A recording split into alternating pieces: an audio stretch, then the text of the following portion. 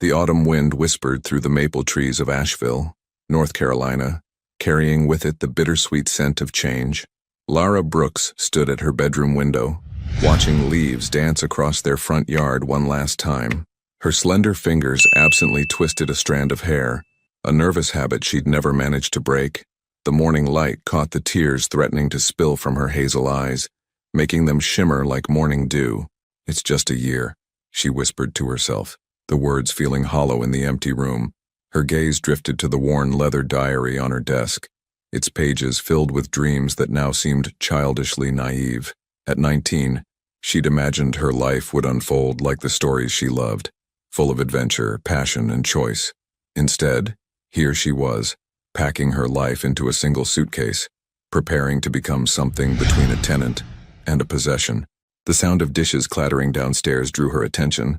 Her mother was stress cleaning again, a habit that had intensified since their world had begun crumbling 3 months ago. The family business, a beloved local bookstore that had served Asheville for 3 generations, was drowning in debt. The recession had hit them hard, but it was her father's illness that had delivered the final blow, the medical bills alone. Lara's fingers traced the edge of the contract sitting on her nightstand. The paper was expensive, the kind that whispered of power and privilege. The terms were clear, clinical. In exchange for clearing her family's debt, all of it, she would spend 1 year living in New York City with David Monroe, one of Manhattan's most formidable corporate attorneys. The arrangement was legal, carefully worded to avoid any implications of impropriety. She would be a live-in companion, helping to maintain his social calendar and attend events as needed. The contract had arrived with a first-class ticket to New York and a black credit card bearing her name. Both felt like chains disguised as wings.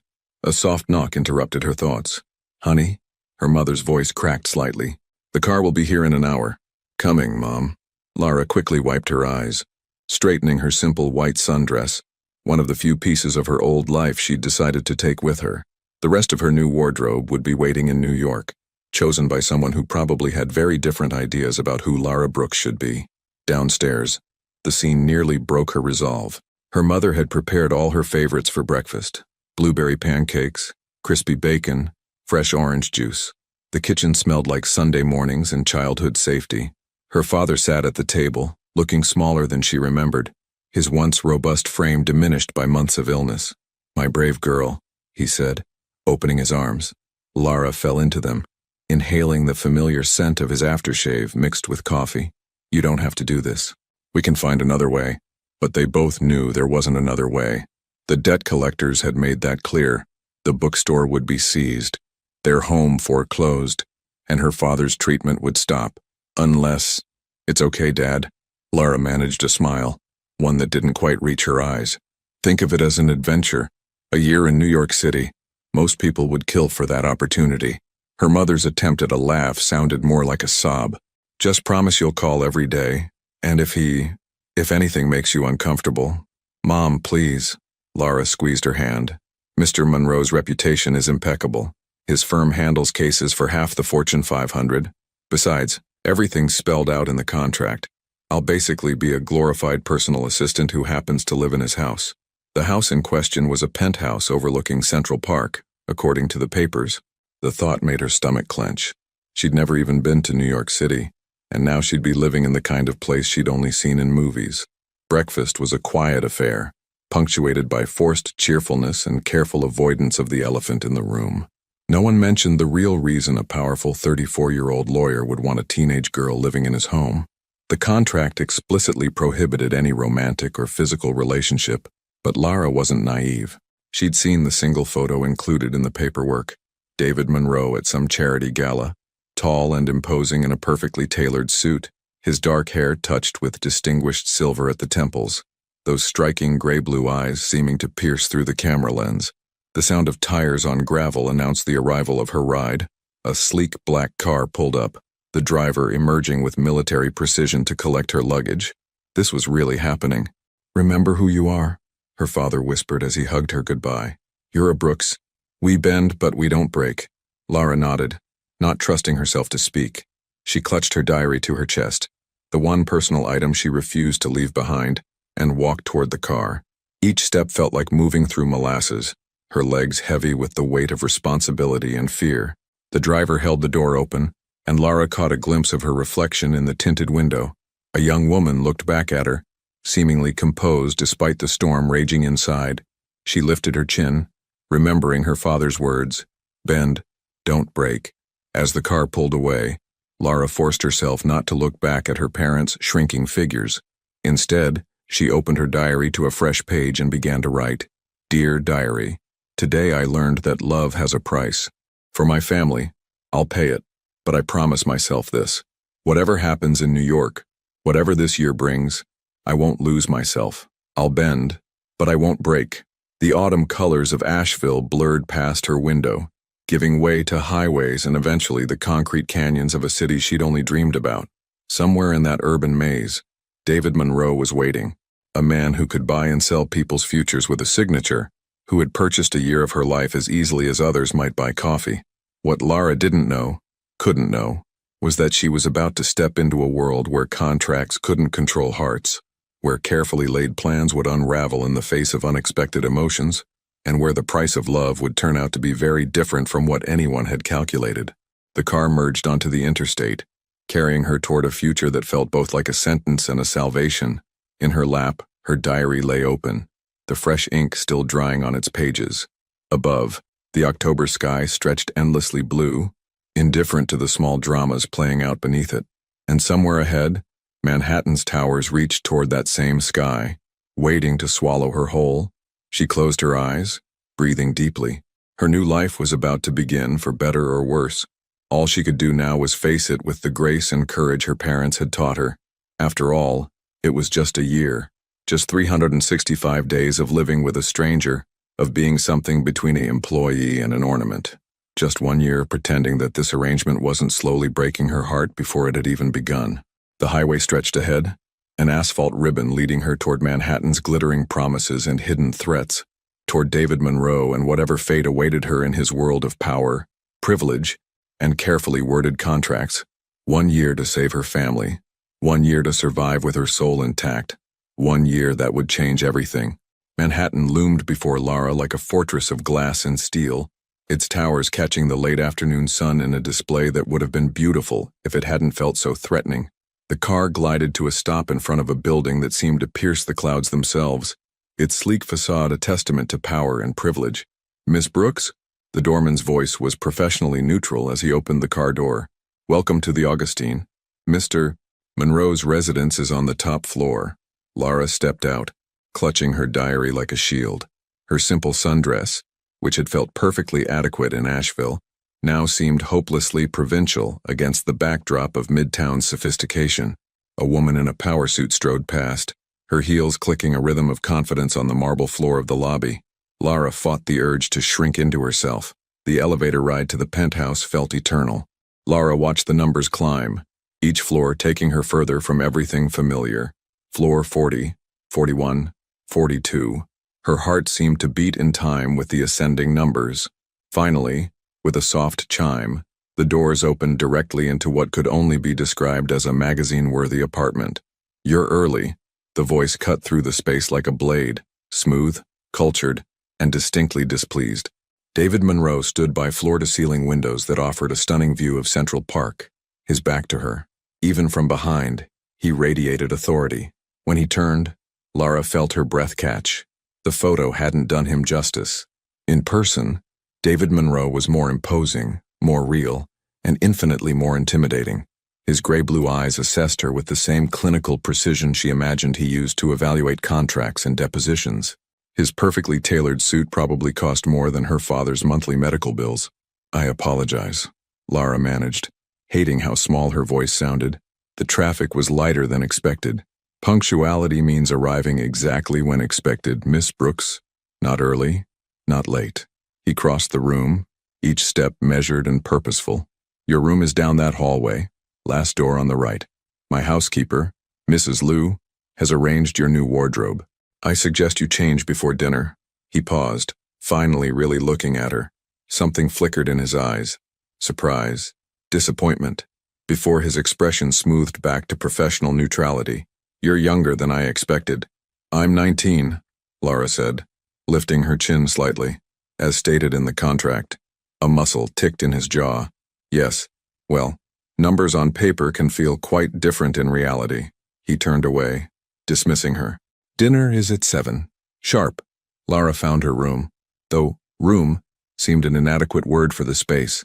It was larger than her entire upstairs at home, with its own sitting area and a bathroom that could have housed a small family. The walls were a soft gray, the furnishings modern and expensive.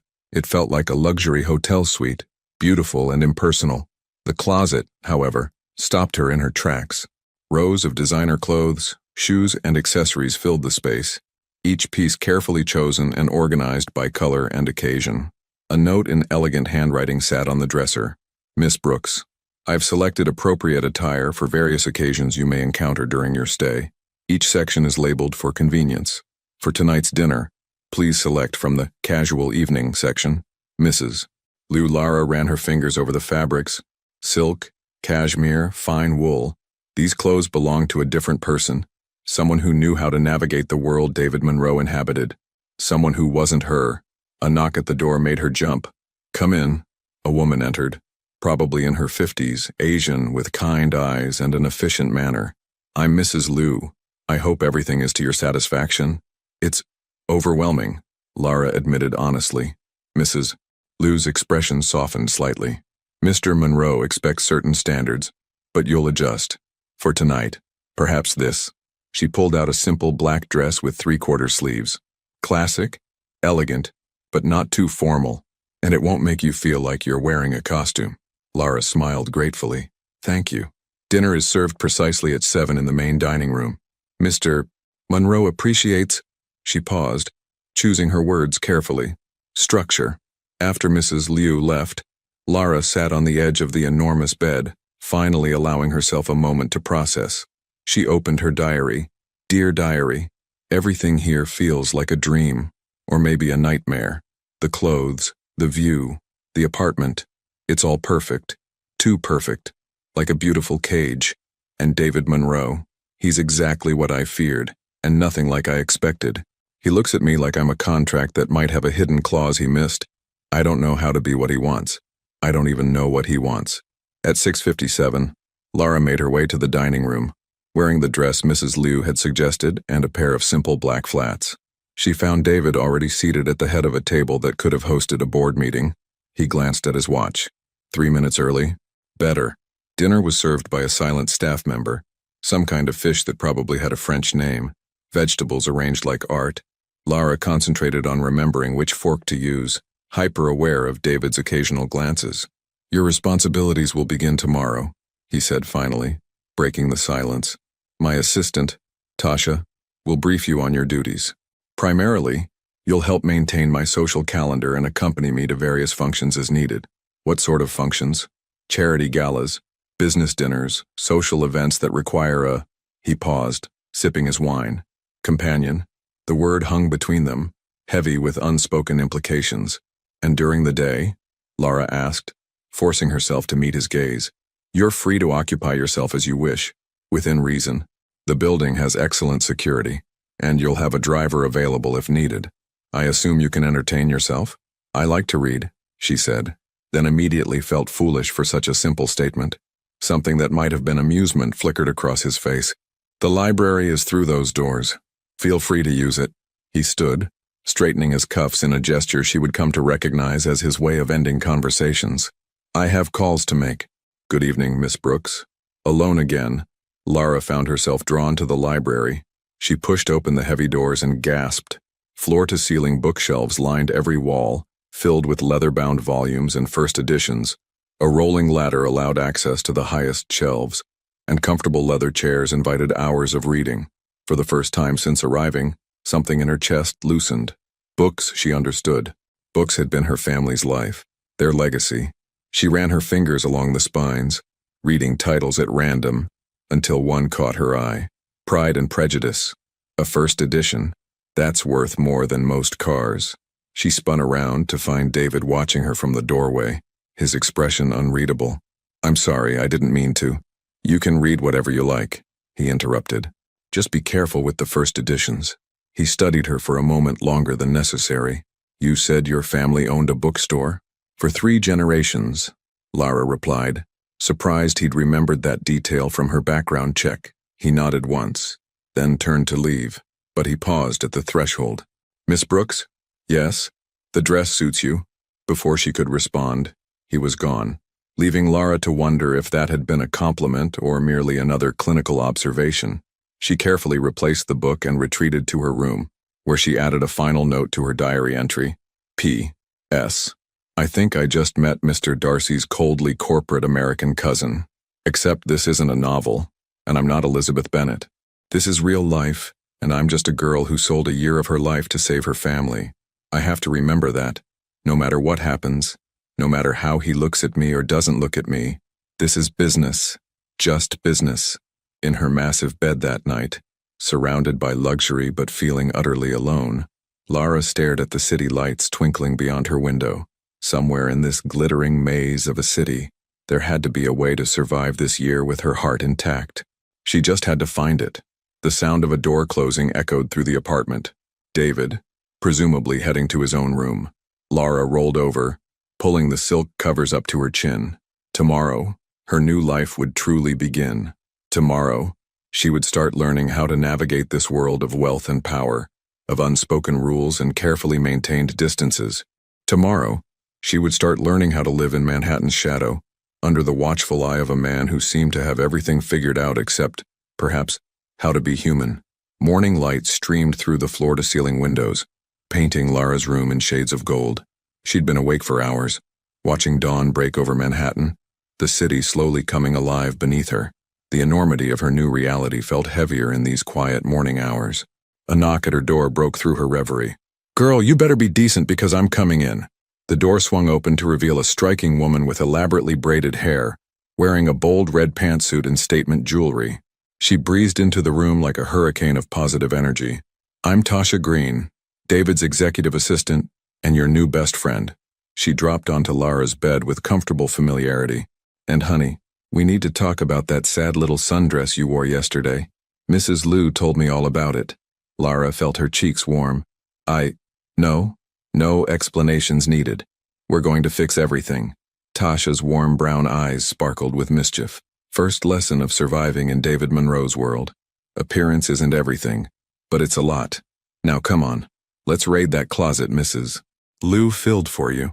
Over the next hour, Tasha proved to be a whirlwind of knowledge, advice, and surprising warmth. She helped Lara select a sophisticated casual outfit, dark jeans, a silk blouse, and ballet flats, while downloading essential information about her new life. David's schedule is sacred, Tasha explained, expertly styling Lara's hair. He has everything planned down to the minute. Your job is to fit into those plans seamlessly. She paused, meeting Lara's eyes in the mirror. But between you and me, the man needs someone to mess up his perfect little world a bit. I don't think he'd appreciate that, Lara murmured. Honey, what he appreciates and what he needs are 2 very different things.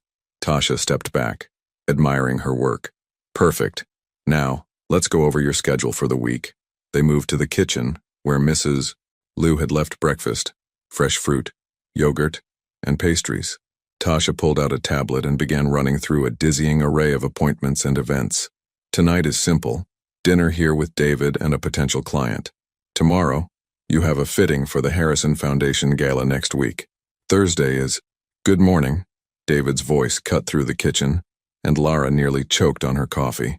He stood in the doorway, impeccable in a charcoal suit, his presence immediately filling the space. His eyes swept over her new outfit, lingering for a fraction of a second before turning to Tasha. The Jensen contract, on your desk, flagged for review, Tasha replied smoothly. Along with the quarterly reports and your updated calendar. He nodded, then turned back to Lara. I trust Miss Green is getting you oriented. Yes, she's been very helpful. Good. Tonight's dinner is at 7. The client is Lawrence Porter from Porter Technologies. He's bringing his wife. His tone suggested this information should mean something to her. Tasha jumped in. I've already briefed Lara on the Porter's background and interests. She'll be perfect. Something like skepticism flickered across David's face, but he simply nodded and left. The sound of his shoes on the hardwood floors faded away. Don't let him intimidate you, Tasha said once he was gone. David's like one of those fancy European cars, all sleek exterior and complicated machinery inside. She grinned, and just as high maintenance. The rest of the morning was a crash course in New York high society. Tasha taught her about the key players, the unspoken rules, the delicate dance of power and influence that seemed to govern everything in this world. The most important thing, Tasha emphasized, is to remember that you belong here now. These people can smell insecurity like sharks smell blood. After lunch, Tasha had to return to the office, leaving Lara alone with her thoughts. She wandered into the library, drawn to its quiet comfort. To her surprise, David was there, reading through what looked like legal documents. "I'm sorry, I didn't mean to interrupt," she said quickly, turning to leave. "Stay." The word was soft but clear. "The library is meant to be used." Hesitantly, Lara selected a book and settled into one of the leather chairs. They sat in surprisingly comfortable silence, the only sounds the rustle of pages and the distant hum of the city below. "What are you reading?" His question startled her. "Oh, The Great Gatsby." She held up the book. "Another first edition. Fitting," he murmured, almost to himself. Then, louder, "What do you think of it?" "It's about the danger of trying to recreate the past," Lara said, then flushed when his full attention turned to her, "and about the way wealth can corrupt dreams." Something shifted in his expression, interest, maybe, or surprise, but before he could respond, his phone buzzed. The moment shattered as he returned to his work, the wall between them firmly back in place. The afternoon passed quickly as Lara prepared for dinner. Tasha had left detailed notes about the Porters, their businesses, their interests, even their children's names. It felt like studying for an exam where failure wasn't an option. At precisely 6:45, Lara emerged from her room wearing a navy cocktail dress that Mrs. Liu had selected. She found David in the living room, adjusting his cufflinks. "Mr. Porter appreciates punctuality," he said by way of greeting. Then he really looked at her, and for a moment, his carefully maintained composure slipped. "You look appropriate." Before Lara could respond, the elevator chimed. Lawrence Porter was a jovial man with silver hair and an expensive watch. His wife, Marianne, was elegant in that effortless way that spoke of generations of wealth. "David," Lawrence boomed. "And this must be the lovely Lara we've heard about." Dinner was an elaborate dance of small talk and business discussion. Lara found herself drawing on everything Tasha had taught her, carefully navigating conversations about art galleries she'd never visited and restaurants she'd never heard of. "So, dear," Marianne Porter said during dessert, "how did you and David meet?" The question hung in the air like a trap. Lara felt David tense beside her, but before he could speak, she smiled. "Actually, it was through books.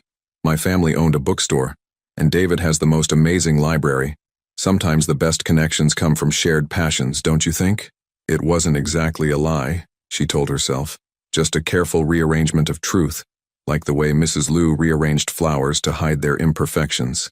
David's hand found hers under the table, a brief, surprising squeeze that could have meant anything from approval to warning.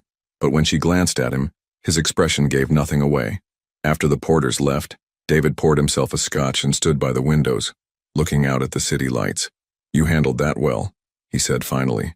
"The story about the books, it was clever. Thank you." Lara hesitated, then added, "I didn't want to lie." He turned to face her, his expression unreadable in the dim light. "Sometimes the truth is more complicated than people want to hear. Is that why you needed someone like me?" The question slipped out before she could stop it. "For your image?" For a long moment, he said nothing. Then, "My good night, Miss Brooks."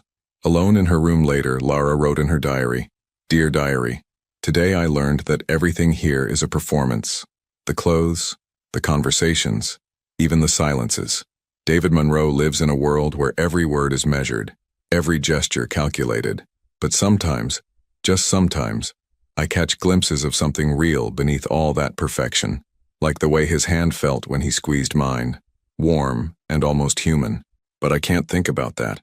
I can't let myself see him as anything more than what he is, a man who bought a year of my life. No matter how many books we discuss or moments we share, that's the truth at the heart of everything, isn't it?" She closed the diary and walked to her window, pressing her forehead against the cool glass. Below, Manhattan sparkled like a jewelry box full of dreams and deceptions. Somewhere in all of this, There had to be truth. She just had to learn how to recognize it beneath all the perfect performances. The sound of classical music drifted from David's study. Chopin, she thought. Another layer of his carefully constructed world. But as she listened, she couldn't help wondering if maybe, just maybe, the music was one of those rare moments when he let himself feel something real. Tomorrow would bring new lessons, new performances, new moments of truth and deception. But for now, Lara let herself drift off to sleep to the sound of piano notes floating through the walls, dreaming of a world where truth didn't need to wear such beautiful disguises. The boutique mirror reflected 3 versions of Lara as she turned slowly, examining the gown she wore. The Harrison Foundation Gala was tomorrow night, and this final fitting felt more like an interrogation than a fashion appointment. No, absolutely not, came Tasha's voice from behind her. The blue makes her look like a teenager at prom. We need something that says, I belong in this world. The boutique owner, a razor-thin woman named Madame Beaumont, pursed her lips. Perhaps the black Valentino. Too safe, Tasha countered. David's other companions always played it safe. Lara needs to stand out. Other companions. The words hit Lara like tiny daggers. How many had there been? What happened to them? She caught Tasha's eye in the mirror, but her friend was already moving on, rifling through another rack of designer gowns. This one, Tasha pulled out a dress in deep burgundy. Trust me.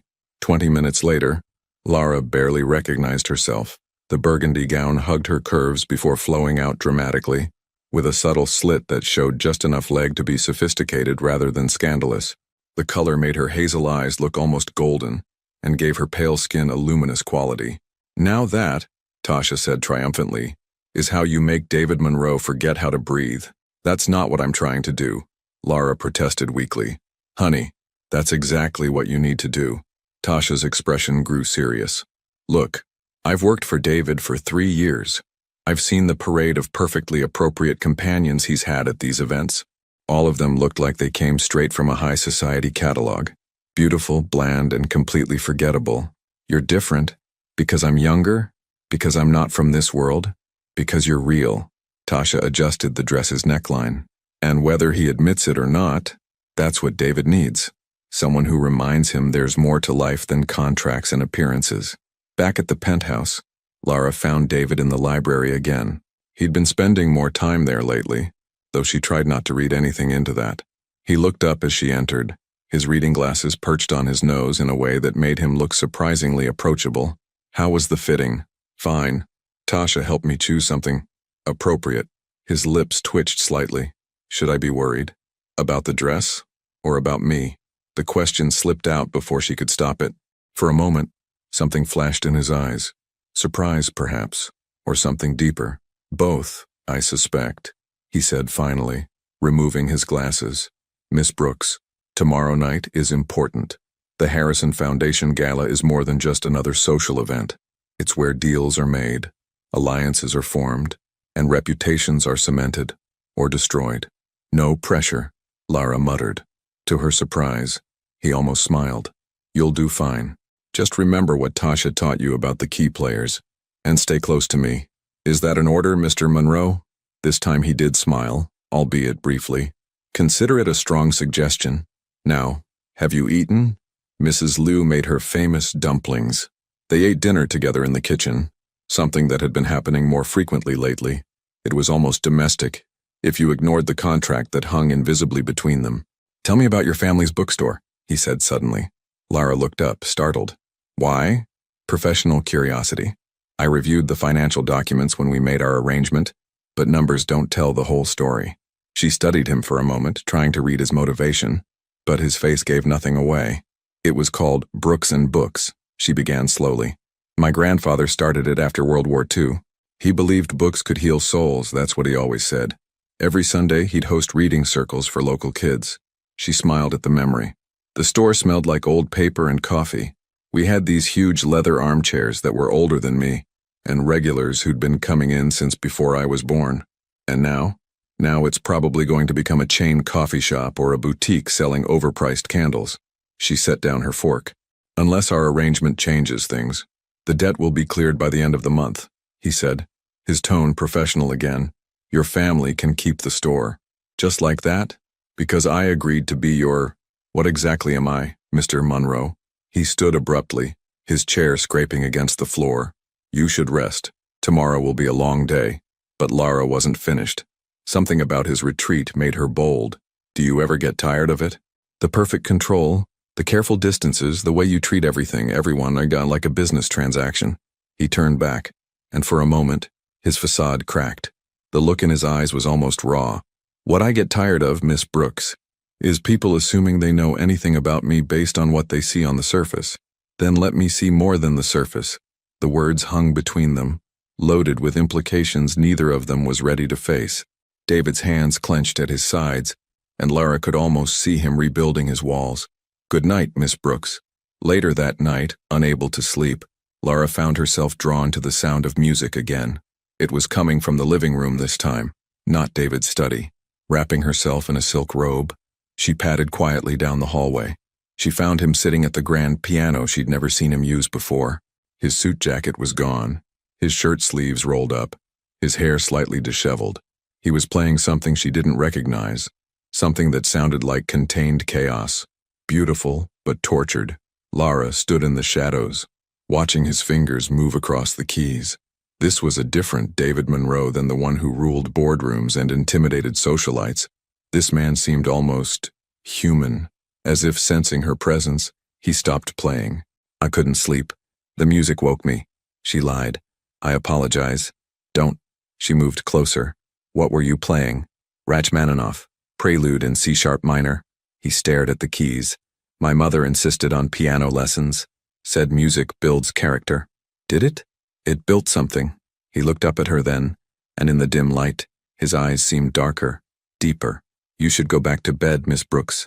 Tomorrow is an important day. You keep saying that. She took another step closer. But what makes it so important? The business deals? The social connections? Or is it something else? For a long moment, he just looked at her. Then he stood, closing the piano lid with careful precision. What makes it important, Miss Brooks, is that tomorrow you'll be seen with me in public for the first time. People will make assumptions. They'll ask questions. They'll want to know who you are and what you mean to me. And what should I tell them? He moved past her, his shoulder barely brushing hers. Tell them whatever you like. Just remember, this is still a contract. But as he walked away, Lara couldn't help noticing that his hands were shaking slightly. She returned to her room and opened her diary. Dear diary, tonight I saw cracks in David Monroe's perfect facade. Behind all the power and control, there's someone who plays Rachmaninoff at midnight and trembles at the thought of tomorrow. I'm starting to wonder if I'm not the only one pretending to be something I'm not. Tomorrow everyone will see us together, and they'll all want to know what we are to each other. The problem is, I'm not sure I know anymore. How do you stick to the terms of a contract when your heart starts writing new clauses? She closed the diary and went to the window. The city lights blurred through unshed tears. Tomorrow would change everything. She could feel it in her bones. Tomorrow she would step into the spotlight as David Monroe's, whatever she was. And somehow, she had to remember that this was all just business, even as her heart whispered that it might be becoming something more. In the distance, she could hear the faint notes of the piano again. David had returned to his midnight concert. This time, though, the melody was different, softer, almost yearning, like a question neither of them dared to ask out loud. The Harrison Foundation Gala transformed the Metropolitan Museum of Art into a glittering wonderland. Crystal chandeliers cast diamond-like reflections across marble floors, while New York's elite moved through the space like perfectly choreographed dancers. Lara stood at the top of the grand staircase, her heart thundering against her ribs. Remember to breathe, David murmured beside her, his hand resting lightly on the small of her back. The touch sent electricity through her spine, even through the fabric of her burgundy gown. He looked devastating in his tuxedo, every inch the powerful attorney who could make or break fortunes with a single word. But there was something else tonight, a tension in his jaw, a darkness in his eyes when he looked at her that hadn't been there before. Ready? He asked. No, she wanted to say. I'll never be ready for this. Instead, she nodded. They descended the stairs together, and Lara felt every eye in the room turn toward them. The burgundy dress moved like liquid fire around her legs, the slit offering teasing glimpses of skin with each step. She heard the whispers start immediately. Who was she? Where had David Monroe found her? What happened to his usual type? David, darling, a woman in her 50s, dripping in diamonds, intercepted them at the bottom of the stairs. You must introduce us to your lovely friend, Madeline. David's smile was diplomatic. This is Lara Brooks. Lara, Madeline Harrison. The gala's hostess, of course. Lara summoned everything Tasha had taught her about poise and presence. Mrs. Harrison, the museum looks absolutely magical tonight. The way you've integrated the modern lighting with the classical architecture is inspired. Madeline's perfectly sculpted eyebrows rose slightly. Why, thank you, dear. David, she's delightful. So different from your usual. She trailed off meaningfully. If you'll excuse us, David said smoothly, guiding Lara away. His hand was tense against her back. The next hour was a blur of introductions and careful conversations. Lara watched David work the room, noting how he shifted his approach for each person, more aggressive with the hedge fund managers, more solicitous with the old money crowd, carefully neutral with potential rivals. You're staring, he whispered during a brief moment alone. I'm learning, she countered. Isn't that what you wanted? Someone who could navigate your world? Something flickered in his expression. Is that what you think this is about? Before she could answer, they were interrupted by a tall man with silver hair and cold eyes. Monroe, surprised to see you here after the Richardson deal. David's posture shifted subtly. Maxwell, I wasn't aware you were on the guest list. Last-minute invitation. Like your lovely companion, I assume. Maxwell's gaze raked over Lara in a way that made her skin crawl. She seems a bit young for your usual taste. Lara felt David tense beside her. The atmosphere crackled with unspoken hostility. Actually, Lara cut in, her voice sweet but steel-edged. David and I were just discussing the Richardson case. Fascinating how some lawyers mistake aggressive posturing for actual strategy, isn't it? Maxwell's face darkened. David's hand tightened on her waist, warning or approval, she couldn't tell. If you'll excuse us, David said, steering her toward the dance floor as the orchestra struck up a waltz. That was either very brave or very foolish. Did I just make things worse? He pulled her into his arms, one hand settling on her waist, the other taking hers. Maxwell's been trying to poach my clients for months. He's also been spreading rumors about my personal arrangements. You mean about women like me? Their bodies moved together with surprising grace. How many were there? 3. All perfectly respectable companions for social functions, all carefully vetted and professionally contracted. His eyes met hers. None of them quite like you. Is that a compliment or a complaint? I haven't decided yet. He spun her expertly, drawing her back slightly closer than before. You're dangerous, Miss Brooks. Because I stood up to Maxwell. Because you make me forget myself. The admission hung between them as they moved across the floor. Lara was acutely aware of every point where their bodies touched, of the way his thumb traced small circles on her hand, of how his breath brushed her temple when he pulled her closer to avoid another couple. David, she started, but he shook his head. Don't. Not here. The music ended, and they separated reluctantly. The rest of the evening passed in a haze of champagne and calculated conversations. Lara played her role perfectly, charming but not flirtatious, intelligent but not threatening, always by David's side but never clinging. It was well past midnight when they finally left. The car ride back to the penthouse was silent, charged with everything they hadn't said on the dance floor. In the elevator, David loosened his bow tie and Lara watched the simple action with far too much interest. You were magnificent tonight, he said as they entered the apartment. Every person who spoke to you was impressed. Maxwell looked ready to offer you a job by the end of the evening. Is that what you wanted? For me to impress your world? He turned to face her, his expression intense. What I wanted and what I got are two very different things. Then tell me what you want now. David moved closer, close enough that she could smell his cologne, see the faint stubble on his jaw. What I want, he said softly, is to forget about contracts and appearances and propriety. What I want is to... He stopped, his hands clenching at his sides. Lara could see the battle raging behind his eyes. Control versus desire, obligation versus impulse. And what you want is to kiss me, she finished for him. His breath caught. Miss Brooks, my name is Lara. She stepped closer, tilting her face up to his. And I'm tired of pretending this is just business. For a moment, she thought he would kiss her. His hand came up to cup her face, his thumb brushing her cheekbone with aching tenderness. But then he stepped back, and the walls slammed back into place. "Get some rest," he said roughly. "Tomorrow we have a breakfast meeting with the Porter team." He strode away, leaving Lara standing alone in her beautiful dress, her skin still tingling where he'd touched her. She made her way to her room and opened her diary with trembling hands. "Dear diary, tonight I danced with David Monroe, defended his honor, and almost kissed him.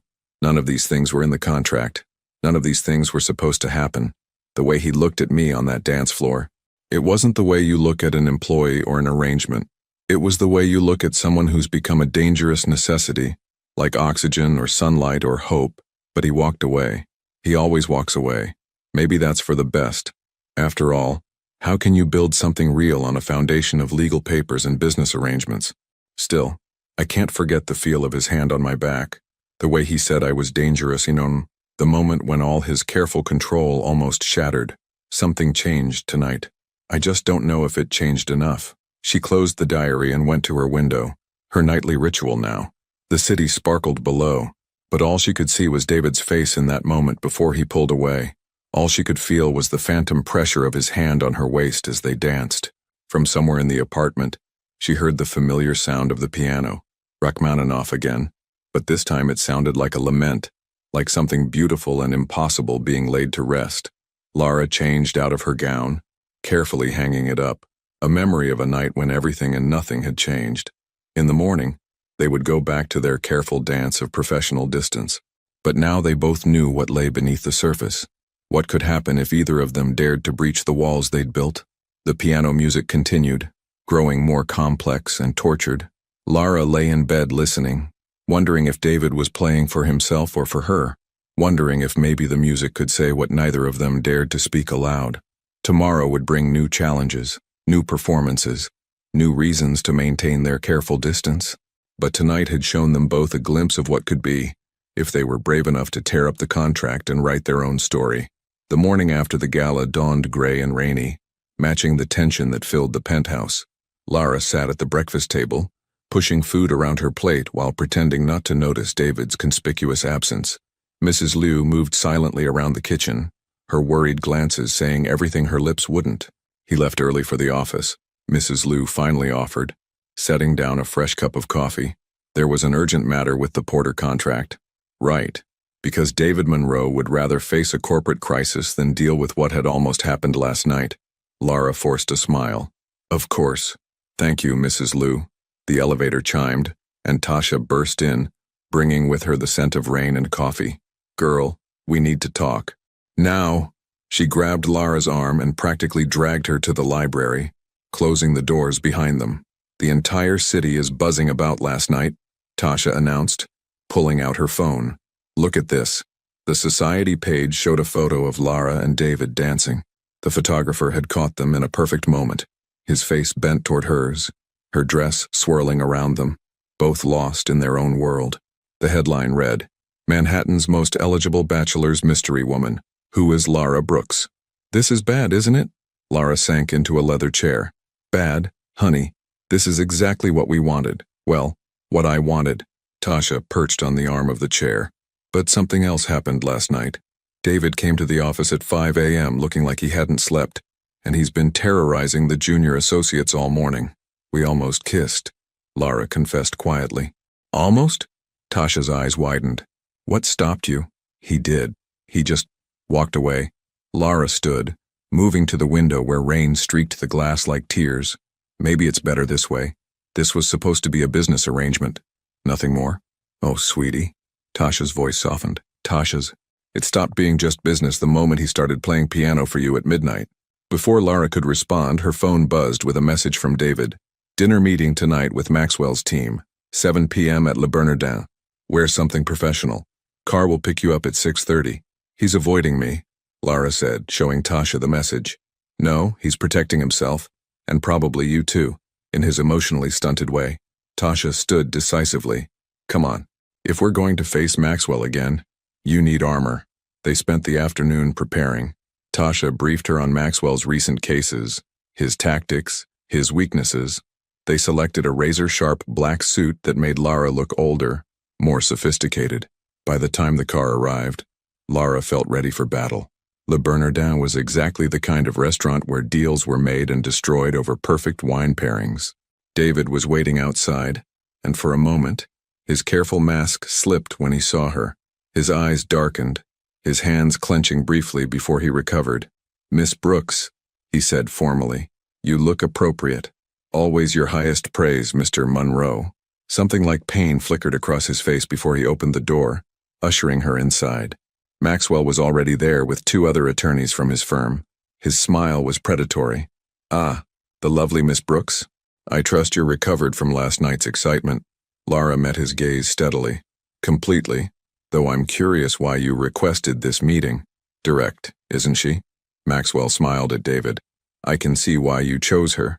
So different from your usual arrangements." David's hand tightened on his water glass. "The meeting, Maxwell. Of course." Maxwell leaned forward. "I'm here to make you an offer, David. Your entire client list in exchange for keeping certain information private." The temperature in the room seemed to drop. "What information?" David's voice was deadly quiet. Maxwell pulled out a folder. "Your little arrangement with Miss Brooks here. The contract, the payments, everything. Imagine the scandal. One of New York's top attorneys essentially buying a teenage girl's company. Your reputation would never recover." Lara felt the blood drain from her face. How had he gotten the contract? Who had leaked it? "You're bluffing," David said, but his face had gone pale. "Am I?" Maxwell slid a paper across the table. "Page 3, paragraph 2. Quite specific about the nature of the arrangement, isn't it?" David started to reach for the paper, but Lara was faster. She picked it up, read it quickly, then did something that made all three men freeze. She laughed. "Mr. Maxwell," she said, her voice clear and steady. "This is an impressive forgery, but it's missing one crucial detail." She pulled out her own copy of the contract, the real one, from her bag. The original was written on custom letterhead with a watermark. "This paper is standard legal stock." She turned to David, whose expression had shifted from shock to something like awe. "Shall we order? I hear the sea base is excellent." Maxwell's face had turned an interesting shade of purple. "This isn't over, Monroe. Actually, it is." David's voice was like steel wrapped in silk. "Because if you ever try to threaten me or Miss Brooks again, I'll make sure every firm in New York knows how you tried to blackmail a colleague with forged documents. Now get out." After Maxwell and his team left, silence fell between Lara and David. Finally, he spoke. "You knew about the watermark. I memorized every detail of that contract before I signed it," she said quietly. "It was the most important document of my life." "Lara," it was the first time he'd used her first name. "What I did, bringing you into this world, exposing you to people like Maxwell, it was selfish. Why did you do it?" He stared into his untouched wine. "Because I saw something in you that first day, something real in a world of fake smiles and empty promises. And I needed that in my life. And now I'm terrified." The admission seemed to cost him something. "Because you've become more than a contract, more than an arrangement. You've become dangerous," she finished. "That's what you said last night." "Yes." A waiter approached, but David waved him away. They sat in charged silence, the weight of unspoken words hanging between them. "We should go," David finally said. "It's late." The ride home was quiet, but different from their usual silences. Something had shifted, rules had been broken, walls had begun to crumble. In the elevator, Lara turned to him. "Thank you for defending me tonight. You defended yourself. Brilliantly." He looked down at her, his eyes intense. "I've never had anyone fight for me like that." "That's because you never let anyone close enough to try." The elevator doors opened, but neither moved. They stood there, the air between them electric with possibility. "Lara," he whispered, and this time when he reached for her, he didn't pull away. His kiss was nothing like she'd imagined, and she had imagined it many times. It was softer, more uncertain, as if he was afraid she might shatter under his touch. His hands cradled her face like she was something precious, something he couldn't quite believe was real. When they finally separated, both breathing hard, reality came crashing back. David stepped away, running a hand through his hair. "This can't happen," he said roughly. "The contract." "To hell with the contract," Lara interrupted. "You can't keep hiding behind papers and clauses. This is real, David. We're real." He took another step back, his face a battlefield of emotions. "You should get some rest. We both should. Before she could stop him, he disappeared into his study. The sound of the door locking echoed through the apartment like a gunshot. Alone in her room, Lara opened her diary. Dear diary, tonight I learned that some contracts are made to be broken. David kissed me, really kissed me, and then ran away like a coward. But for those few seconds, when his lips were on mine and his hands were holding me like I was the most precious thing in his world, I saw the real David Monroe, not the powerful attorney, not the controlled businessman, but the man who plays Rachmaninoff at midnight and looks at me like I'm both salvation and damnation. The question is, will he be brave enough to choose love over law? Will I be strong enough to wait while he figures it out? She closed the diary and touched her lips, still tingling from his kiss. Outside, thunder rolled across the city, and somewhere in the apartment, a piano remained silently waiting in the dark.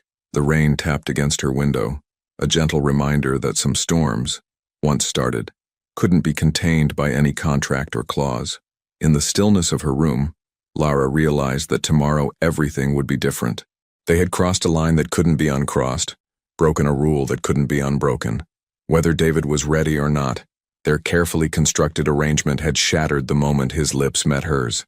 Now they would have to face what lay beneath all the legal papers and professional distance. Two hearts beating in sync, two souls recognizing something in each other that no contract could ever define. The only question was whether David would be brave enough to admit it, and whether Lara would be patient enough to wait for him to find that courage. For 3 days after the kiss, David disappeared entirely. No messages, no midnight piano concerts, just silence and the echo of his absence in the vast penthouse. Tasha kept Lara updated. He was working late, in meetings, handling a crisis with the Porter account, but they both knew he was running. On the 4th morning, Lara woke to find an envelope slipped under her door. Inside was a check, enough money to save her family's bookstore 10 times over, and a brief note in David's precise handwriting. The contract is void. You're free to go. Everything has been arranged. Lara stared at the check, her hands shaking.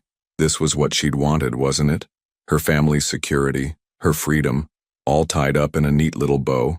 So why did it feel like her heart was being torn apart? She found Mrs. Liu in the kitchen, methodically arranging fresh flowers as if nothing had changed. He left for the office already. Mr. Monroe hasn't been home, Mrs. Liu said softly. He's been staying at the Four Seasons since the other night. Of course he had. David Monroe, master of evasion, had literally fled his own home to avoid dealing with what had happened between them. Lara's phone buzzed. Tasha calling. Have you seen the news? What news? Turn on channel 6. Now. Lara rushed to the living room and found the remote. The business news channel showed David at a press conference, looking immaculate in a charcoal suit. The headline below read, Monroe and Associates announces merger with Maxwell International. He's merging with Maxwell? Lara felt like she couldn't breathe. After what happened at Le Bernardin, it gets worse, Tasha said grimly. The deal includes David taking over Maxwell's Shanghai office. He's moving to China. For a year, the room seemed to spin. A year in China. The exact length of their original contract, now twisted into an escape route. When? The flight leaves tonight. Lara hung up without responding. She stared at the television where David was now shaking hands with Maxwell, both men smiling for the cameras like old friends. It was a masterful performance, the kind of calculated move that had made David Monroe one of New York's most formidable attorneys. It was also complete cowardice. Before she could second-guess herself, Lara was in motion. She threw on a simple black dress and heels, grabbed her phone and diary, and headed for the elevator. Miss Brooks, Mrs. Liu called after her. Where are you going? To crash a press conference. The lobby of Maxwell International was a cathedral to corporate power, all marble and glass and carefully cultivated intimidation. Lara strode past security like she belonged there, channeling every lesson in confidence that Tasha had taught her. She heard David's voice before she saw him, floating down the hallway from a conference room. This merger represents a new chapter for both firms. Lara pushed open the double doors. Cameras swung toward her, but she kept her eyes fixed on David. He stopped mid-sentence, his practiced smile faltering. Miss Brooks. Maxwell recovered first, his smile razor-sharp. What an unexpected pleasure. I need to speak with Mr. Monroe. Lara's voice carried clearly through the suddenly silent room. About a contract. David's face went carefully blank. I'm in the middle of a press conference. Yes, I can see that. Announcing your strategic retreat to China. Very impressive. She took a step forward. But you forgot something important when you wrote that check this morning. This isn't the time or place, and you forgot that I'm not for sale. Lara pulled the check from her purse and tore it in half.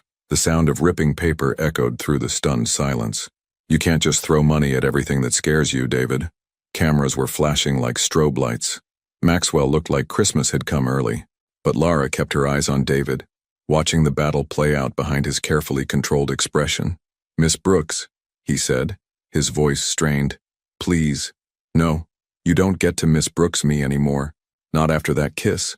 Not after everything. She took another step closer. You want to run away to China? Fine. But at least have the courage to tell me the real reason why. Something cracked in his composure. You know why. Say it. Because I'm falling in love with you. The words exploded out of him, shocking everyone in the room, including himself. Because you've turned my entire world upside down, and I don't know how to handle it. Because every time I look at you, I forget every rule I've ever made for myself. The room erupted in chaos. Reporters shouted questions, cameras clicked frantically, and Maxwell looked like he might spontaneously combust with glee. But Lara heard none of it. She walked up to David, close enough to see the vulnerability in his eyes, the slight tremor in his hands. That's all I needed to hear. She turned to leave, then paused. Oh, and David, Rachmaninoff sounds better on your piano than in a hotel room, in case you were wondering. She walked out with her head high, leaving behind a media frenzy and a man who had finally told the truth. Back in the penthouse, Lara found Tasha waiting. I saw everything on the live stream. That was either the bravest or craziest thing I've ever seen. Probably both. Lara sank onto the couch. What happens now? Now? Tasha grinned. Now we wait to see if David Monroe is finally ready to choose love over law. They didn't have to wait long. Less than an hour later, the elevator chimed. David stepped out, his tie loosened, his hair slightly disheveled, as if he'd been running his hands through it repeatedly. The merger's off, he said without preamble. Maxwell's furious. My board is in chaos. The press is having a field day. He moved closer, his eyes never leaving Lara's face. And I don't care about any of it. What do you care about? You. He knelt in front of her. Only you. I've spent my entire life building walls, creating systems, controlling everything and everyone around me. Then you came along with your diary and your midnight questions and your absolute refusal to stay in the neat little box I tried to put you in. I've never been good at staying in boxes, Lara said softly. No, you haven't. A smile touched his lips. You want to know the real reason I tried to send you away? Because the moment I kissed you, I knew I could never go back to who I was before. And that terrified me. Does it still terrify you? Yes. He took her hands in his. But not as much as the thought of losing you. Tasha cleared her throat. As touching as this is, there are about 50 reporters downstairs wanting statements about what happened at Maxwell International. Let them wait, David said, not taking his eyes off Lara. I have something more important to do first. He reached into his pocket and pulled out a piece of paper, their original contract. With deliberate care, he tore it in half, then quarters, then kept going until it was nothing but confetti. No more contract, he said. No more arrangements. Just us figuring this out together. If you'll stay. Lara looked at the torn papers scattered around them like snow, at Tasha trying and failing to hide her triumphant grin, at the man kneeling before her with his heart finally exposed. I'll stay on one condition, she said. Anything. Play Rachmaninoff for me again. His smile was like sunrise breaking through clouds. Every night, if you want. Later that evening, after the press statements had been made and the dust had begun to settle, Lara sat in the library writing in her diary. Dear diary, today I watched a man choose love over law, truth over safety, the unknown over the carefully planned. Today David Monroe finally stopped running from his heart. They say the most binding contracts are the ones written not on paper, but on the soul. I think I finally understand what that means. Because when David played Rachmaninoff for me tonight, his hands moving over the keys like he was writing a new kind of contract, one made of music and moonlight and promises that don't need signatures, I knew we were creating something no lawyer could ever draft or define. Sometimes the bravest thing you can do is tear up the script and write your own story. Sometimes love is worth the risk of everything changing. Through the open library doors, she could hear David on the phone, dealing with the aftermath of their very public drama. His voice was different now, softer around the edges, less concerned with perfect control. He caught her watching him and smiled. A real smile, unguarded and bright with possibility. Everything had changed, and it was exactly what they both needed. David Monroe's teenage love scandal, power attorney's secret contract with small-town girl, Monroe and Maxwell merger collapses amid romantic drama. Lara stared at the headlines splashed across every newspaper and gossip site in New York. It had been a week since the press conference, and the media frenzy showed no signs of dying down. Each story seemed more sensational than the last, painting her either as a cunning gold digger or an innocent victim of David's manipulation. "Don't read that trash," Tasha said, snatching the tablet from Lara's hands. They were having lunch in a quiet corner of the firm's executive dining room, Lara's first visit to David's professional domain. "And the vultures always circle when there's change in the power structure. But some of what they're saying," Lara pushed her salad around the plate, "about the age difference, about how it all started with a contract, maybe they have a point. The only point that matters is whether it's real." Tasha leaned forward. "Is it?" Before Lara could answer, a hush fell over the dining room. David stood in the doorway, his expression thunderous. A junior associate scurried after him, clutching papers. "Sir, the board is demanding an emergency meeting. They're concerned about the firm's reputation. Schedule it for tomorrow." David's voice was clipped. His eyes found Lara across the room, and his expression softened slightly. "I have more important matters to attend to today." He crossed to their table, ignoring the whispers that followed him. "Ready?" Lara nodded, gathering her things. Today was important. They were flying to Asheville to meet her parents. After the media explosion, David had insisted on facing them in person, explaining everything before they read it in the papers. The private jet ride was quiet. David worked on his laptop while Lara stared out the window, remembering the last time she'd made this journey in the opposite direction. So much had changed since then. "What are you thinking?" David asked softly, closing his laptop. "That my father might punch you." He smiled slightly. "I'd deserve it." "Would you?" She turned to face him. "Everyone keeps talking about how you took advantage of me, but they don't understand. I chose this. I signed that contract knowing exactly what I was doing. You signed it to save your family." His face darkened. "I signed it because I was lonely and intrigued by a girl who loved books as much as I did. Who do you think made the more noble choice?" "Maybe there's no noble choice in love," Lara said. "Maybe there's just what feels right." He reached across the aisle and took her hand, his thumb tracing circles on her palm. They'd been doing this more, casual touches, small moments of intimacy that felt more significant than their kiss had been. The Brooks family home looked smaller than Lara remembered, but warmer too. Her mother rushed out as they landed, enveloping her in a fierce hug. "My baby girl, we've been so worried with all those horrible stories in the news." She stopped short, finally looking at David. Her expression cooled noticeably. "Mrs. Brooks." David stepped forward, extending his hand. "I believe I owe you and your husband an explanation." "Damn right you do." Lara's father appeared in the doorway, his face stern. "Come inside, both of you." What followed was one of the most awkward conversations of Lara's life. David explained everything: the original contract, how things had changed, his failed attempt to run away, the press conference drama. He left nothing out, not even his own cowardice. "So you're telling me," her father said slowly, "that you fell in love with my daughter?" "Yes, sir." David met his gaze steadily. "Despite my best efforts not to." "And now, with all this media attention, the scandal, what happens to Lara? Now I protect her." David's voice was firm. "My reputation can take the hit. My firm will survive, but I won't let anyone hurt her. Not the press, not my board, not even my own fears anymore." Lara's mother wiped tears from her eyes. "And the bookstore? The debt? Already taken care of." David pulled out papers from his briefcase. Not as part of any contract, but because it's the right thing to do. Because Lara loves this store, and I love her." The words still sent shivers down Lara's spine. He'd been saying them more often now, as if each repetition made him braver. Her father stood abruptly. "Show me the store." David followed him out, leaving Lara with her mother. As soon as they were gone, her mother grabbed her hands. "Tell me the truth, sweetheart. Are you happy?" Lara thought about midnight piano concerts and library conversations, about the way David looked at her when he thought she wasn't watching, about how he was facing everything, the press, her parents, his own demons, just to be with her. Yes, she said simply, I really am. At the store, David and her father talked for hours. When they returned, both looked more relaxed. Her father even smiled when David asked to see Lara's childhood photos. That night, they stayed at the local inn, David insisting on separate rooms out of respect for her parents. Lara sat on her bed writing in her diary. Dear diary, today I watched the most powerful man I know humble himself before my father.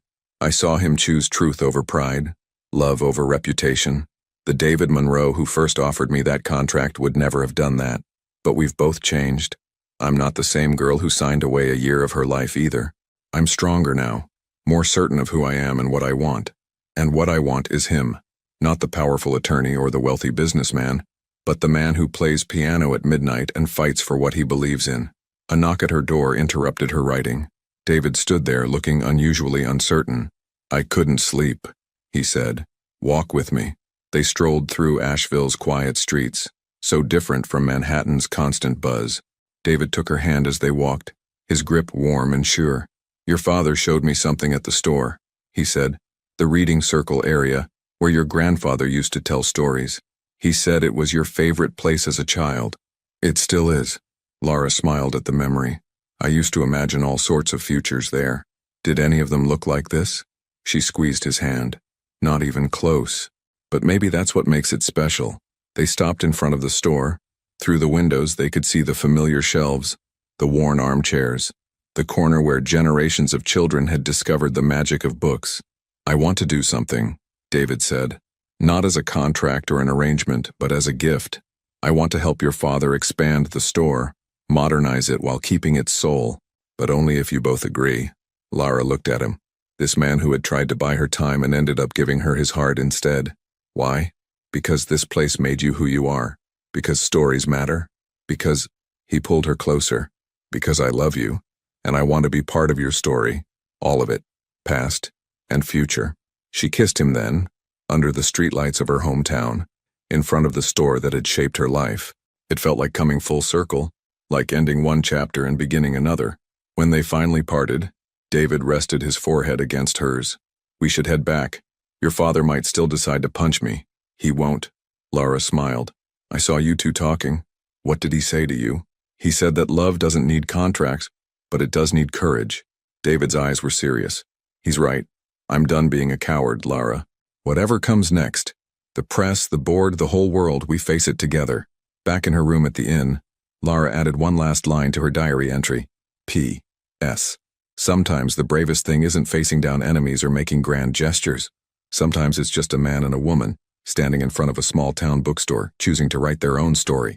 No contracts required.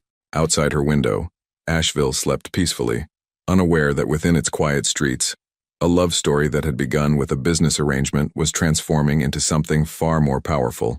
A tale of two people brave enough to choose each other, despite the odds, despite the scandal, despite everything but the truth in their hearts. The emergency board meeting at Monroe and Associates had been going for 3 hours. Lara paced the penthouse living room while Tasha sat perched on the couch, refreshing her email every few minutes. Still nothing, Tasha reported. But no news is good news, right? Before Lara could respond, her phone buzzed with a news alert. Her heart stopped when she read the headline. Leaked. Original contract between David Monroe and Lara Brooks reveals shocking details. That's impossible, Tasha breathed, reading over her shoulder. The only copies were destroyed. But there it was, their contract, in all its clinical glory, splashed across every major news outlet. Not a forgery this time, but the real thing, complete with the watermark that had once saved them at Le Bernardin. Lara's phone exploded with notifications. Reporters, talk show bookers, even a few marriage proposals from strangers who thought they were being romantic, but nothing from David. Maxwell, Tasha growled. It has to be. But how did he get it? The elevator chimed. David walked in, looking more exhausted than Lara had ever seen him. His tie was gone, his sleeves rolled up, and his normally perfect hair was a mess from running his hands through it. The board wants me to step down, he said without preamble. What? Lara stood. They can't do that. You built this firm. They can, and they should. He poured himself a scotch with slightly shaking hands. The contract leak. It's bad, Lara, really bad. But we haven't done anything wrong. Haven't we? He turned to face her, his eyes haunted. I wrote a contract to essentially buy a teenage girl's company. The press is calling it modern-day slavery. Women's rights groups are organizing protests outside our offices. Our biggest clients are threatening to leave. Then we fight back. Lara insisted. We tell the truth. The truth? He laughed bitterly. The truth is I saw a beautiful young woman and found a way to make her legally bound to me. The truth is I fell in love with someone I had no business falling in love with. The truth is I'm 15 years older than you and I used my power and money to bring you into my world. That's not the whole truth and you know it. It's enough of the truth to destroy everything I've built. He set down his glass. And worse, it's enough to destroy your future. Lara felt cold dread creep up her spine. She knew that tone. It was the same one he'd used when he'd tried to send her away with a check. Don't, she warned. Don't you dare try to be noble about this. It's not about being noble. He ran a hand through his hair. It's about facing reality. The press won't stop. The protests won't stop. Every move you make for the rest of your life will be scrutinized through the lens of this scandal. I don't care. Well, I do. His voice cracked. I care that you'll never have a normal life. That you'll always be the girl from the contract. That every accomplishment you ever have will be overshadowed by this. Tasha, who had been uncharacteristically quiet, stood up. I'll give you two some privacy. But David, if you're about to do what I think you're about to do, remember what happened last time you tried to make decisions for her? After she left, silence fell between them. David walked to the windows, staring out at the city he'd once ruled so confidently. The board offered me a deal, he said finally. I stepped down temporarily, take a consulting position in London for a year, let the scandal die down. They'll even spin it positively, say I'm expanding our international presence. And what about us? He didn't turn around. You go back to Asheville, finish college, live the life you were meant to have before I complicated everything. No. Lara's voice was steel. You don't get to do this. You don't get to decide what life I was meant to have. Lara, I chose you. She grabbed his arm, forcing him to face her. That contract, I signed it. My choice. Falling in love with you. My choice. Standing by you through this scandal. My choice. Stop trying to protect me from my own decisions. You were 19, he said softly. You signed that contract to save your family. Yes, I did. And look what came from it. She cupped his face in her hands. I found myself. I found strength I didn't know I had. I found you. And now you might lose everything because of me. The only thing I'll lose is you. If you go through with this ridiculous plan. She stepped back, suddenly decisive. You know what? I'm done letting other people control this narrative. Get dressed. What? We're going to do a live interview. Tonight, tell our story, our way. Lara, that's crazy. Crazier than running away to London? She was already pulling out her phone. Tasha, call that reporter who's been begging for an exclusive. The one from the Sunday show. Tell her we'll do it tonight. Live, but only if we get full control of the narrative. David stared at her like she'd lost her mind. Maybe she had. But she was done hiding, done letting others twist their story into something ugly. An hour later, a camera crew was setting up in their living room while a producer briefed them on the format. David had changed into a fresh suit, but he still looked uncertain. Are you sure about this? He asked quietly. No, Lara admitted, but I'm sure about us. The interview started exactly as they'd expected. Questions about the contract, about the age difference, not about power dynamics and manipulation. But then Lara did something unexpected. She pulled out her diary. You want to know the truth? She opened to the first entry. Here it is. Every thought, every feeling, every moment of doubt and discovery. Because this story isn't about contracts or scandals. It's about two people who found love in the most unlikely place. She read excerpts. Her first impressions of David, her fears, her growing realization that what had started as a business arrangement was becoming something more. She read about midnight piano concerts and conversations about books, about learning to be strong, about watching him learn to be vulnerable. David sat beside her, holding her hand, his thumb tracing circles on her palm like it had that first night he'd kissed her. When she finished reading, he spoke. I wrote that contract because I was lonely and intrigued by a young woman who seemed as lost as I was. He said directly to the camera. I fell in love with her because she showed me that all my success, all my careful plans, meant nothing without real connection. And if stepping down from my firm and moving to London is the price of that love, I'll pay it. But not because I'm ashamed, because sometimes loving someone means being brave enough to face the consequences of your choices. No, Lara interrupted. Love means being brave enough to stay and fight. Together. The interview ended with them looking at each other, all pretense forgotten. They didn't notice when the cameras stopped rolling or when the crew packed up. They were lost in their own world, their own truth. Later that night, Lara wrote in her diary, Dear Diary, tonight we chose truth over safety, love over reputation. We don't know if it will be enough to calm the storm, but maybe that's not what matters. What matters is that when the world tried to shame us for how our love began, we chose to show them how it grew instead. David is sleeping now, finally peaceful after weeks of tension. Tomorrow the papers will run new headlines, the board will make new demands, and we'll face it all together. Because love isn't about perfect beginnings or carefully worded contracts. It's about choosing each other, every day, no matter what the world throws at us. She closed the diary and curled up next to David on the couch where they'd fallen asleep. Outside, the city hummed with its usual energy, indifferent to the drama that had played out on live television. But something had shifted. A truth had been told, and whatever came next, they would face it without hiding. In his sleep, David pulled her closer, murmuring something that sounded like her name. Lara smiled, remembering how far they'd come from that first day when he'd called her Miss Brooks with such formal distance. Now here they were, their love story broadcast to the world, their truth finally told in their own words. Tomorrow would bring new challenges, but tonight they had each other, and that was all that mattered.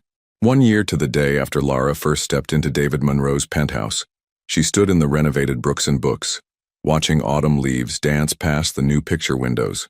The store had been transformed, modern technology seamlessly integrated with its historic charm, fresh paint highlighting original architectural details, and comfortable reading nooks tucked into every corner, but its soul remained unchanged. The same worn leather armchairs still welcomed readers, and the children's corner still hosted Sunday story times. Only now, instead of fighting for survival, the store was thriving. Penny, for your thoughts. David's voice came from behind her. He wrapped his arms around her waist, and she leaned back against him, just thinking about how much has changed in a year. And it had. Their televised interview had changed everything. Not instantly, but gradually, like sunrise breaking through storm clouds. The public's perception shifted as their story spread. Not everyone approved, but enough people understood that love rarely follows conventional rules. The board had eventually backed down, though not without conditions. David had agreed to a 3-month step back from day-to-day operations, using the time to restructure the firm and implement new ethical guidelines. He'd emerged stronger, more respected for facing the scandal head-on.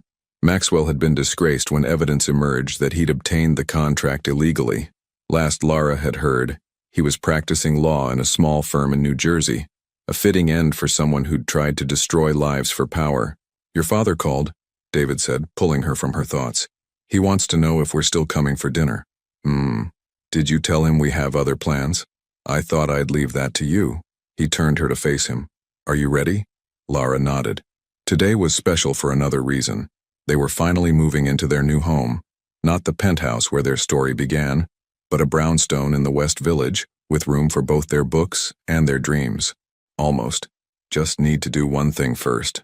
She walked to the reading circle area and pulled out her diary, not the original one that had chronicled their beginning, but its successor. She'd filled it with a year's worth of moments, their first Christmas together, quiet Sunday mornings, the day David taught her to play Rachmaninoff badly, the night they decided to buy the brownstone.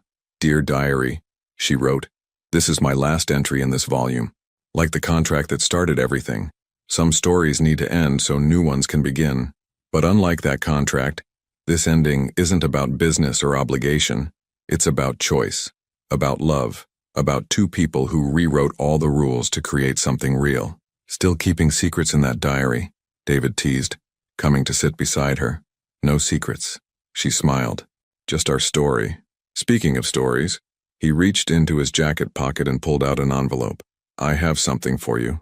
Inside was a single piece of paper, not a contract this time, but a deed. The brownstone would be in both their names. "I wanted to do this right," he said softly. "No more arrangements, no more power imbalances. Just us, building a life together as equals." Lara traced her fingers over their names, side by side on the paper. "It's perfect. There's something else." He seemed almost nervous now. "Look at the witness signature line." She turned the page and gasped. There, in fresh ink, was her father's signature. "You asked his permission?" "Not for the house." David took her hands in his. "Lara Brooks, I spent most of my life thinking love was a liability, that emotions could be contained in contracts and clauses. Then you walked into my world and shattered every rule I'd ever made." He pulled a small velvet box from his pocket, and Lara's heart stopped. "I'm not offering a contract this time," he continued, opening the box to reveal a vintage sapphire ring. "I'm offering my heart, my future, everything I am. Will you marry me?" Tears blurred her vision as she looked at the ring, then at the man she'd grown to love against all odds. "On one condition," he raised an eyebrow. "Waiting. Play Rachmaninoff at our wedding." David laughed, that real, unguarded laugh she'd worked so hard to unlock. "Every day for the rest of our lives, if you want." The ring fit perfectly, as if it had been waiting for her finger all along. Outside, the autumn wind sent more leaves dancing past the windows, gold and red like the sunset starting to paint the sky. "We should get going," David said eventually. "The movers will be waiting at the brownstone." But Lara held him back for a moment, taking in the store that had started everything.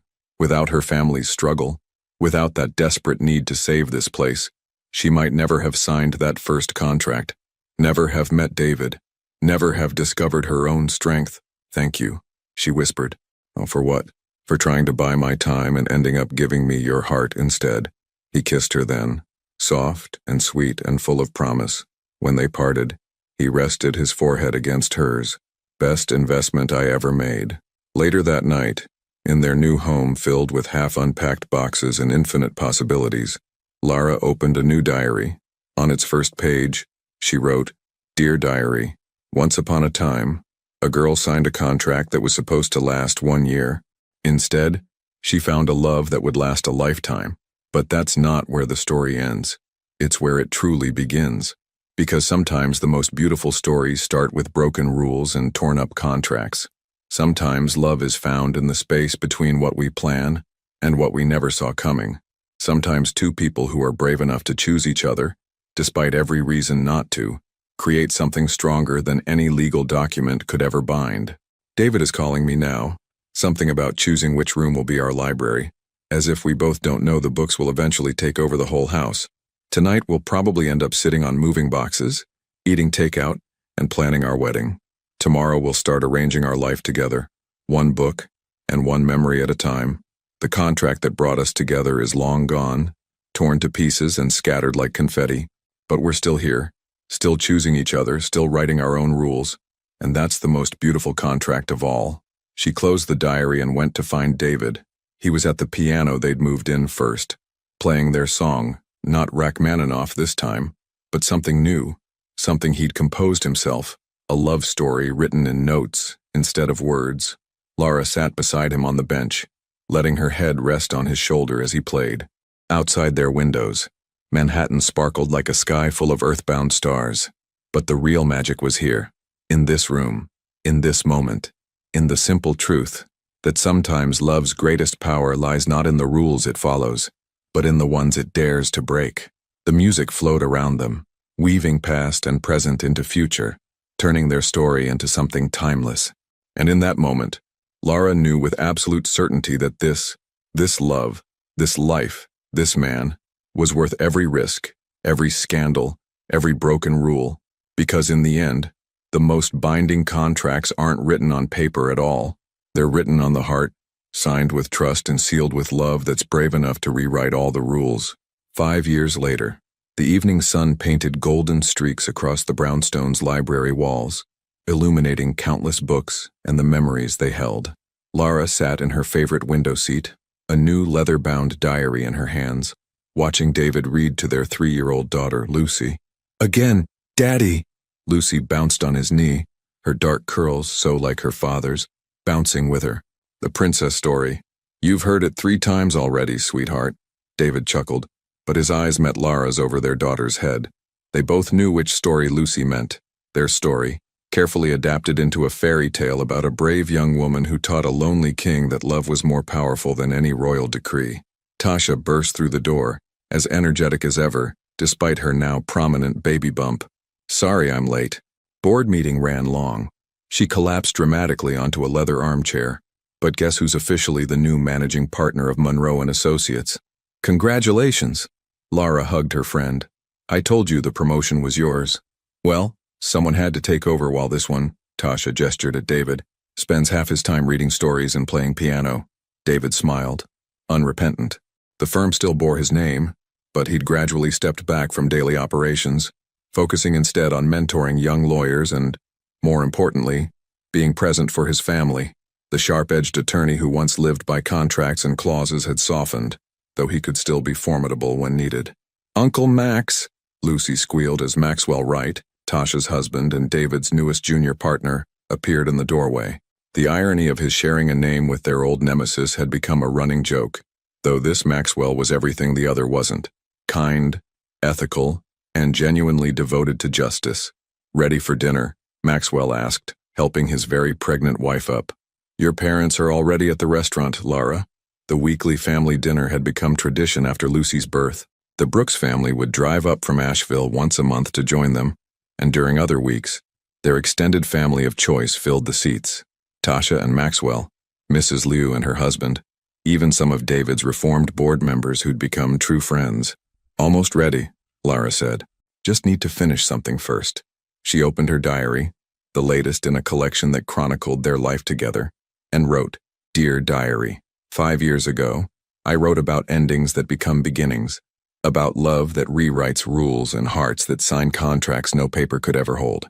Looking at our life now, at David teaching Lucy to play simple tunes on the piano, at our family that's grown beyond blood to include so many beautiful souls, at the way love continues to surprise and strengthen us, I realize that some stories don't need endings at all. They just need people brave enough to keep writing new chapters, keep breaking old rules, keep choosing each other every single day. That contract I signed at 19, it was meant to bind me for a year. Instead, it freed me for a lifetime.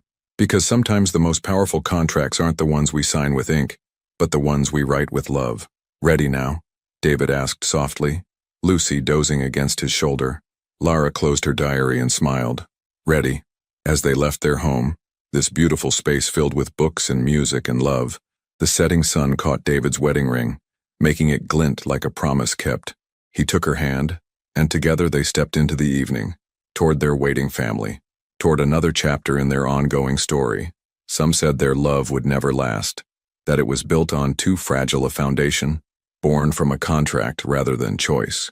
But they'd proven that love doesn't care how it begins, only how it grows, how it strengthens, how it transforms from ink on paper to something so deep and true that no document could ever contain it. And that was a story worth writing, worth living, worth passing down to the next generation. A story of courage, of growth, of love, that dared to break every rule to write its own happy ending.